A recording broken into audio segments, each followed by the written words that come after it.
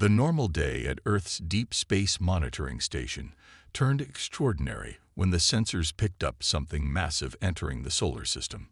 It was early morning, and Rick Thompson was about to end his night shift when the alerts started blaring. Movement detected past Neptune's orbit, the computer announced. Rick spilled his coffee as he rushed to the main screen. What he saw made him forget about the hot liquid soaking into his shirt. 300 objects, each larger than anything humans had ever built in space, were slowly moving toward the inner solar system. The objects were arranged in a perfect formation, eliminating any possibility that this was a natural phenomenon. Rick's hands shook as he pressed the emergency alert button. Within minutes, the quiet monitoring station transformed into a hub of frantic activity. Military officials, scientists, and government representatives from around the world connected to an emergency video conference. Ladies and gentlemen, the station director spoke to the assembled faces on the screen. We have a confirmed first contact situation. The world's military forces went on high alert. Space telescopes turned their gaze toward the incoming fleet. But instead of an attack, they received something unexpected, a distress signal. The message came in multiple formats, from basic radio waves to complex quantum communications. The aliens were trying every possible method to make themselves understood. After several hours of computer analysis, the message became clear. We are the unified fleet of the Centaur worlds. The translation read, "Our systems are failing. We carry families, children. Please help. We have nowhere else to go." The message repeated continuously. Detailed scans showed that the ships were indeed in trouble. Their energy signatures were fluctuating wildly, and several ships were drifting out of formation. Admiral Wilson of the United Earth Space Command took charge of the situation. If they wanted to attack, they wouldn't be broadcasting their vulnerabilities, he said during the emergency United Nations session. This could be our chance to show what humanity is capable of. The decision to help wasn't unanimous. Some nations wanted to demand advanced technology in exchange for assistance. Others feared it might be a trap. But as more data came in, the reality of the alien situation became clear. They were genuinely in trouble. The first close-up images of the refugee fleet stunned everyone. The ships were beautiful, like silver cities floating in space, but they were also clearly damaged. Dark patches marked their hulls where some kind of drive system had failed, and several ships were being towed by others. Earth sent its response. "We hear you. We want to help. Tell us what you need." The aliens' reply came with technical specifications that made Earth's best engineers scratch their heads. The technology was far beyond anything humans had developed. The refugee fleet used some kind of faster-than-light drive system that had catastrophically failed, leaving them stranded in normal space. "Their main problem isn't the technology," said Dr. Anna White, head of Earth's engineering response team. "They're running out of supplies. These ships weren't meant for long-term space travel at normal speeds. They need repairs fast, or those ships will become space coffins." The aliens explained that they came from a star system that had become unstable. They had evacuated their entire civilization, carrying their history, culture, and hopes for the future in these 300 vessels. But something had gone wrong with their drive systems, and their highly automated repair systems couldn't fix the problem. When Earth's initial repair suggestions came in, the aliens were confused. They kept asking about AI systems and automated solutions. When humans explained they were suggesting manual repairs and mechanical fixes, the aliens went silent for several hours. Finally, they responded, "You still do repairs by hand. You work directly with machines. This is unexpected. Perhaps this is exactly what we need."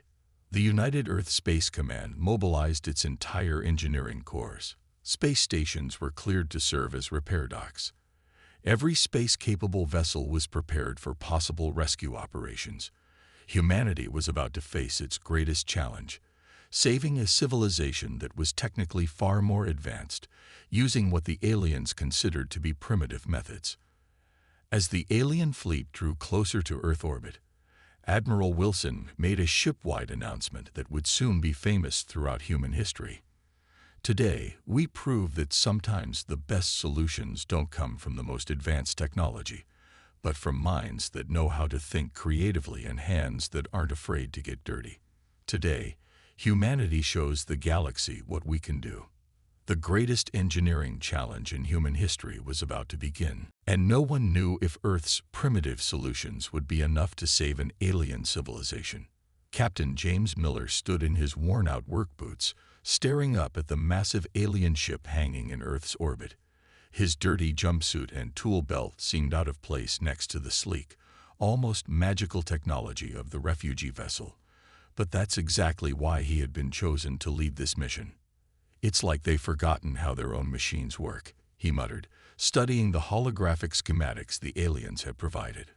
Behind him, his team of engineers was preparing their equipment, simple tools that had served humanity well for centuries. Wrenches, welding gear, and diagnostic devices that would look ancient to their alien visitors. The first meeting with the alien engineers was awkward. They were tall, elegant beings with silvery skin that seemed to shimmer in the light.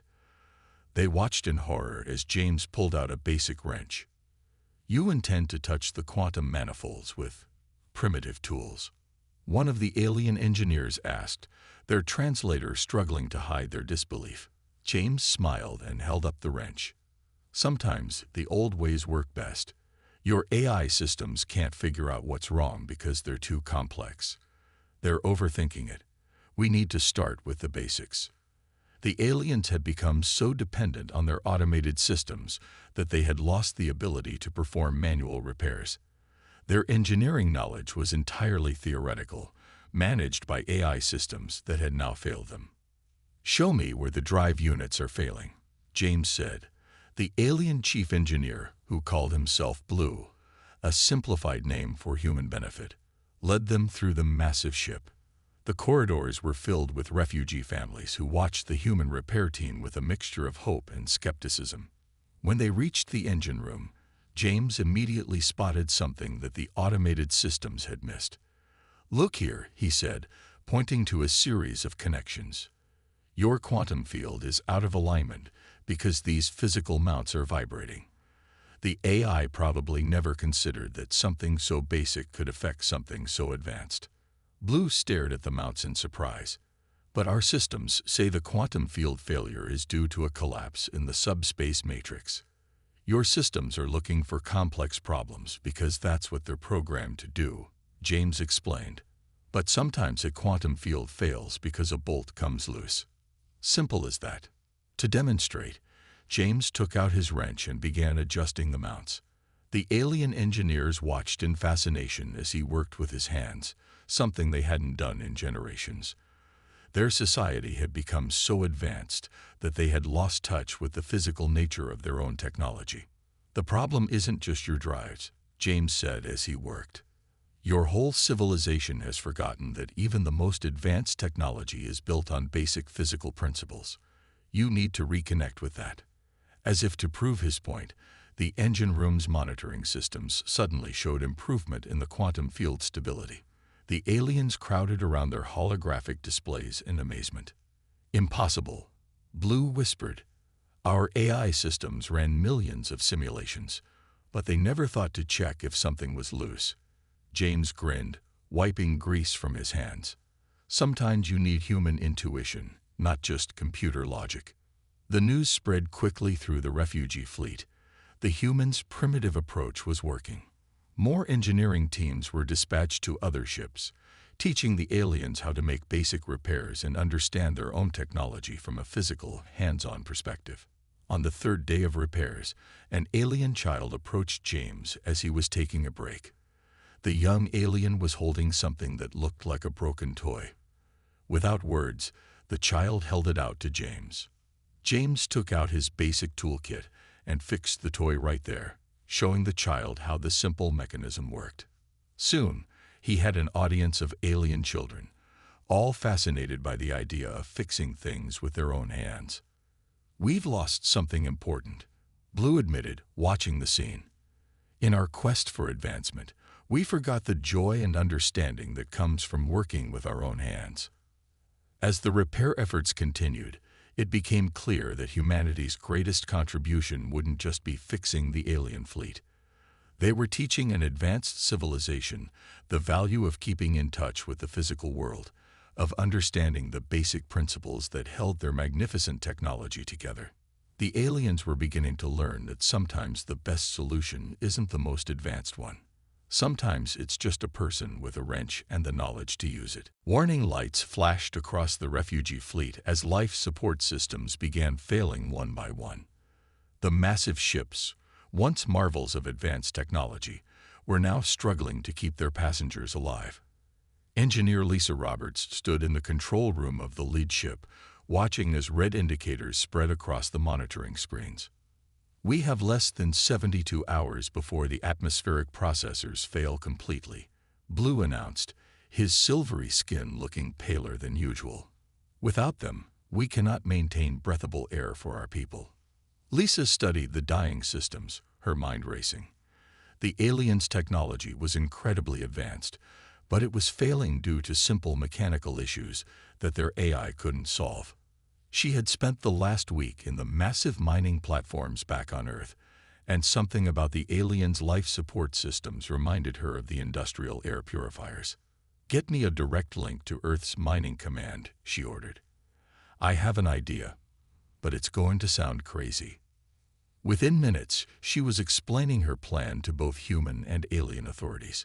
The atmospheric processors in these ships work on the same basic principles as our mining equipment. They're just more advanced. If we can modify our industrial purifiers to work with their systems. "Impossible," one of the alien technicians interrupted. "Our technology is quantum-based. Your industrial equipment is primitive." "Principles are principles," Lisa argued. "Physics doesn't care how advanced the technology is. The basics are the same." Admiral Wilson, watching via video link from Earth, made a quick decision. Do it. Get her whatever she needs. The next hours were a blur of activity. Earth's largest space elevator worked overtime, bringing up modified mining equipment. Human engineers worked alongside alien technicians, teaching them how to integrate the seemingly primitive human technology with their advanced systems. Lisa stood in the main engineering bay, directing teams as they installed hybrid human-alien atmospheric processors. She had stripped down the mining equipment to its basic components and found ways to connect them to the alien quantum systems. It wasn't pretty, but it worked. "It's like connecting a steam engine to a starship," one of the human engineers joked. But sometimes the old ways are the best ways. The aliens watched in amazement as their atmospheric readings began to stabilize. The hybrid systems weren't as elegant as their original technology, but they were robust and easily repairable. More importantly, they worked. "We need to establish a proper repair station," Lisa announced. "These are temporary fixes. We need a place where we can work on permanent solutions." Earth offered a section of their orbital space, and construction began immediately. Human space stations were modified to accommodate the massive alien ships. It was the biggest engineering project in human history, with people from every nation contributing. The repair station became a symbol of cooperation between the two species. Humans taught aliens how to make basic repairs, while aliens shared their theoretical knowledge. Together, they found solutions that neither species would have discovered alone. But time was still their enemy. Even with the temporary fixes, other systems were starting to fail. The refugees had been traveling for too long, and their ships were never designed for such extended journeys. Lisa worked around the clock, moving from ship to ship.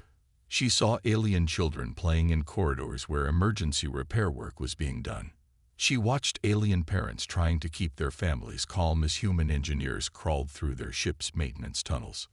"We're not just fixing ships," she told her team during a brief rest period. "We're saving lives. Every system we repair gives these people more time." The aliens began to adapt to the human way of doing things. They learned to trust their hands and eyes over their computer readings.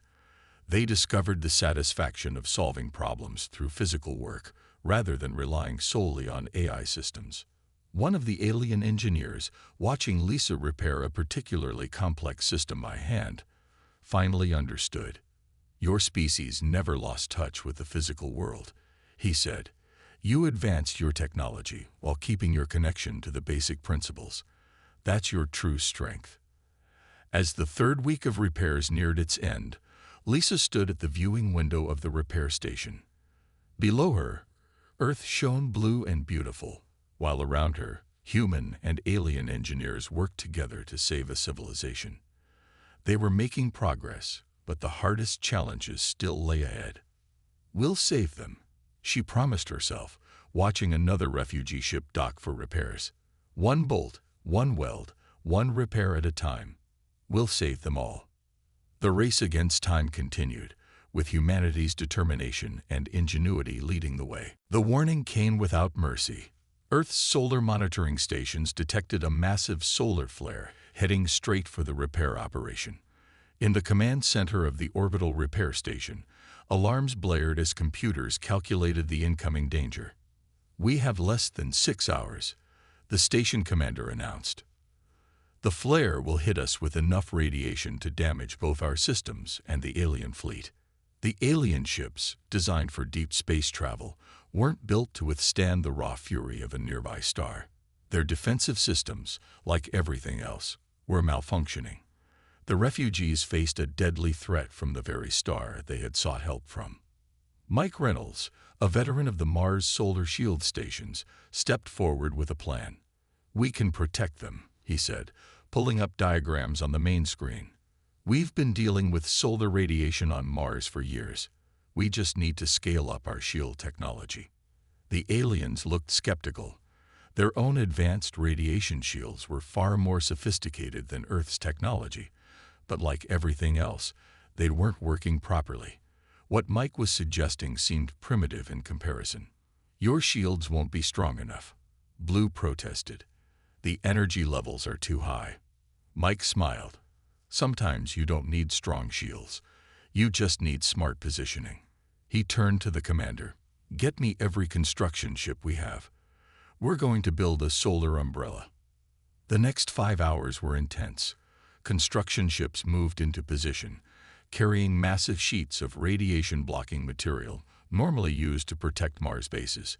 Human engineers, experienced in working under pressure, began assembling a makeshift shield between the solar flare's path and the vulnerable fleet. "It's not pretty," Mike admitted as he watched the shield take shape, "but it doesn't need to be. It just needs to work." The aliens provided their own help, using their remaining functional systems to calculate the best positions for the shield sections. It was a perfect blend of human practicality and alien precision. With just 30 minutes to spare, the massive shield was in place. The construction ships moved to safe positions, and everyone waited. The aliens had never trusted such primitive protection before, but they had no choice now. The flare hit with tremendous force. The shield groaned under the assault of solar radiation. Emergency crews stood ready, watching as their sensors recorded levels that would have been lethal without protection. "Shield holding at 60%, called out a technician. 50%. 40%. Mike watched calmly. "It'll hold. We built these things to last on Mars. They're not fancy, but they're tough." The aliens monitored their own ships anxiously. To their amazement, the radiation levels inside their vessels remained safe. The human shield, simple as it was working. During the crisis, something unexpected happened. The combination of human and alien technology revealed new possibilities. The aliens' quantum sensors, working alongside human radiation shields, created patterns that neither species had seen before. "Look at this," one of the alien scientists said excitedly, pointing to a reading. "The way your shields interact with our quantum fields. It's showing us something about our drive systems." The crisis had forced both species to work together in new ways, leading to discoveries that might help repair the fleet's failed FTL drives. Sometimes, the greatest breakthroughs come from the most dangerous moments. As the solar flare passed, the repair station erupted in cheers. Humans and aliens celebrated together, their differences forgotten in the face of survival. They had faced a deadly threat and overcome it through cooperation. Mike stood at his station, already planning improvements to the shield. "We'll leave this in place," he decided. "With some modifications, it can protect the repair operation from future flares." The aliens gathered around him, eager to learn more about the simple but effective human technology that had saved their lives. They were beginning to understand that advancement didn't always mean complexity. "Your species has something special," Blue told Mike later. "You don't just survive harsh conditions, you thrive in them. You turn challenges into opportunities for growth." The solar flare crisis had done more than just threaten the fleet. It had proven that humanity's experience with harsh environments and natural disasters had given them valuable knowledge. Knowledge that even an advanced civilization could learn from. As repairs continued under the protection of the new shield, both species knew they had witnessed something important. The gap between their technological levels didn't matter as much as their willingness to learn from each other. The crisis had brought them closer to their goal of saving the fleet. But more importantly, it had shown them the true value of working together. In the makeshift recreation area of the repair station, something remarkable was happening. While engineers worked tirelessly on repairs, a different kind of exchange was taking place. Humans and aliens were learning about each other in ways neither species had expected. Paul Davis, the station's cultural liaison, watched as an alien child attempted to play chess with a human engineer. The alien's four-fingered hand hovered over the board, trying to grasp the concept of strategic thinking in a new way. Their own games were all digital, managed by AI systems. The physical movement of pieces across a board was fascinating to them. "Your games teach more than just strategy," an alien parent observed, watching their child learn. "They teach about consequences, about physical space and movement." Paul nodded, remembering how chess had helped him through difficult times. Sometimes the simplest things teach the most important lessons. The aliens shared their own stories too. They told tales of their home system, of stars that had begun to die, forcing them to leave everything behind. Their history was stored in quantum computers, their art existed in digital spaces, but their emotions were just as real as any humans. "We had beautiful cities," one elderly alien told a group of captivated humans. "They floated in the sky, held up by technology so advanced it seemed like magic. But when our star began to die, all that advancement couldn't save our homes. We had to learn to let go." In return, humans shared stories of their own struggles and triumphs. They told tales of surviving natural disasters, of rebuilding after wars, of learning to live in harmony with their planet after nearly destroying it. The aliens were fascinated by humanity's resilience. In one corner of the recreation area, a human cook had set up a small kitchen. The smell of actual cooked food drew curious aliens who had lived on synthesized nutrients their entire lives. After careful analysis to ensure compatibility, some brave aliens tried their first taste of human cuisine. "It's so real," one alien exclaimed after tasting a simple bread roll. "We forgot what real food tastes like generations ago." The exchange went both ways. The aliens taught humans about the stars they had visited, sharing knowledge of cosmic phenomena that Earth's scientists had only theorized about. They described worlds with double suns, planets with rings of ice, and nebulae that glowed with colors humans had no names for. Children from both species proved to be the best ambassadors. Human kids taught alien youngsters to draw with actual crayons on real paper, something the alien children had never experienced. In return, alien children showed their human friends how to create beautiful light sculptures with their thought patterns. "Look at this," Paul said to his superiors during a report. "We're not just fixing their ships. We're helping them rediscover parts of themselves they lost in their rush to advance." One day, a group of aliens approached Paul with an unusual request. They wanted to learn human music, not the digital kind they were used to, but music played on physical instruments. A violin was brought to the station, and soon the haunting sounds of human music filled the corridors. We had forgotten how important it is to create with our own hands, Blue admitted, watching an alien child attempt to draw a picture of Earth. Our technology made everything so easy that we lost touch with the joy of making things ourselves. The repair station became more than just a place of work. It became a bridge between two civilizations, each learning from the other's strengths and weaknesses. Humans learned about advanced theoretical concepts from the aliens, while the aliens rediscovered the importance of physical experience and hands-on learning. Even the engineers found themselves changed by the exchange. Human engineers began to understand the elegant theories behind alien technology, while alien engineers learned to trust their instincts and physical senses along with their instruments. Perhaps this is why the universe brought us together. An alien philosopher suggested during one of the many cultural exchange sessions, not just so you could save our ships, but so we could save each other from becoming too extreme in our different paths. As the weeks passed, the repair station hummed with more than just the sound of machinery. It echoed with laughter, music, stories, and the sound of two species, learning that despite their differences, they had more in common than they ever imagined. The cultural exchange was healing more than just broken ships. It was healing the gap between two very different approaches to life and progress. Resources at 15% and dropping. The announcement echoed through the repair station's command center. Months of supporting the refugee fleet had strained Earth's orbital facilities to their limits. On the main screen, red warning indicators showed multiple systems reaching critical levels.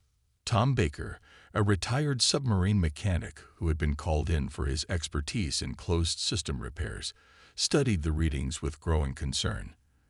The alien ships were running out of everything: power, air recycling capacity, and basic supplies. "We need a solution now," Admiral Wilson's voice came through the comm system. "Those ships are carrying families, children. We can't let them die up there." Tom remembered his days working on nuclear submarines, where every resource had to be carefully managed and recycled.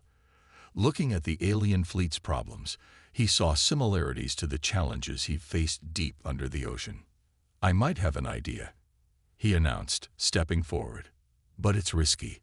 Very risky." The plan was audacious.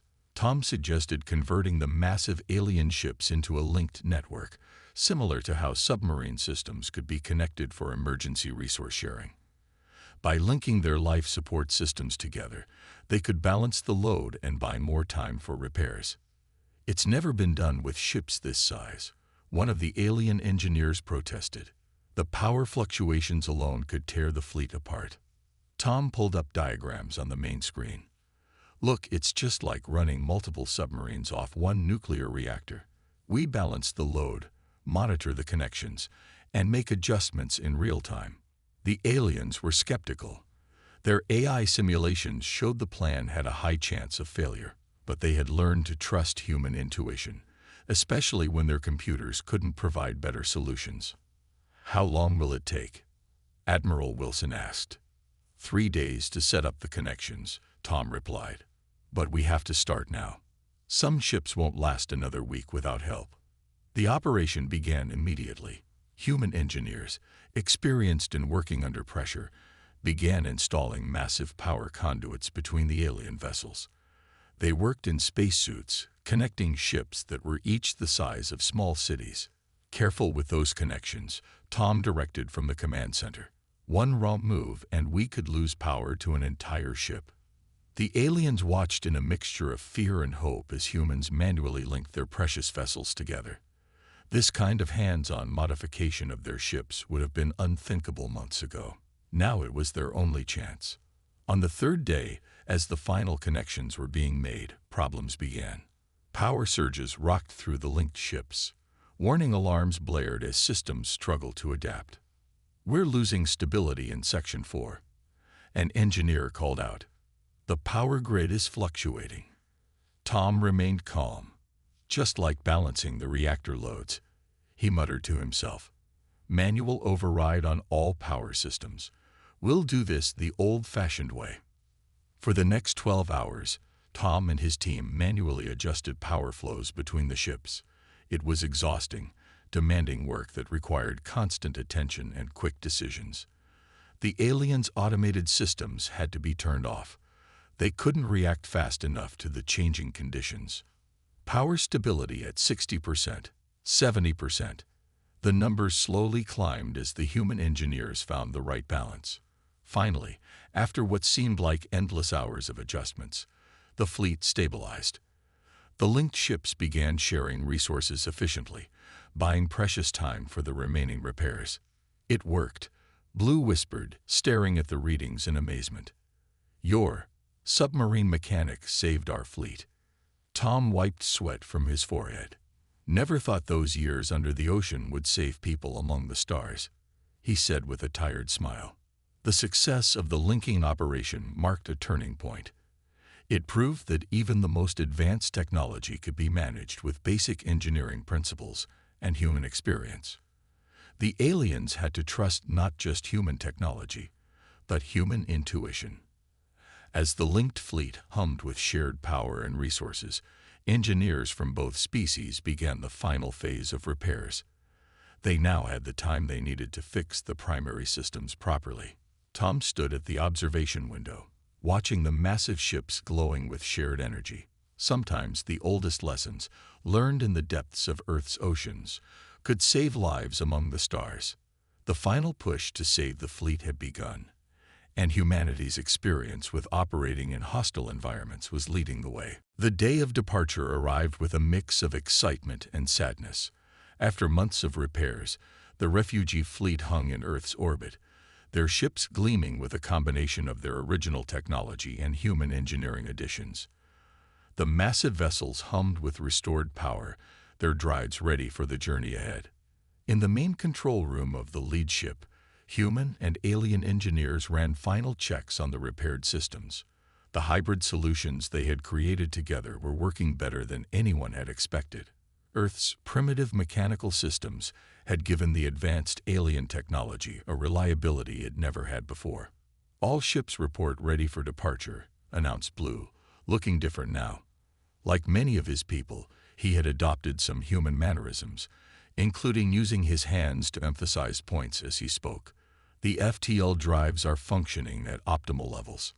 Captain James Miller stood with his repair team, watching the final diagnostics scroll across the screens. It's strange, he said, but your ships are probably working better now than when they were first built. Sometimes adding simple backup systems to complex technology makes all the difference. The alien fleet had been transformed. Each ship now carried human-designed mechanical backup systems alongside their quantum technology. Engineering crews had been trained in both mechanical and digital repairs. They would never again be helpless when their automated systems failed. Before departure, the Alien Council made an unprecedented decision. They established a permanent embassy on Earth, housed in a building that combined their architectural style with Earth materials. It would stand as a symbol of the partnership between the two civilizations. Your world has given us more than just repairs, the alien ambassador announced during the farewell ceremony. You've taught us the value of maintaining connection with the physical world, of trusting our hands as well as our computers. We will spread word of humanity's unique abilities throughout the galaxy.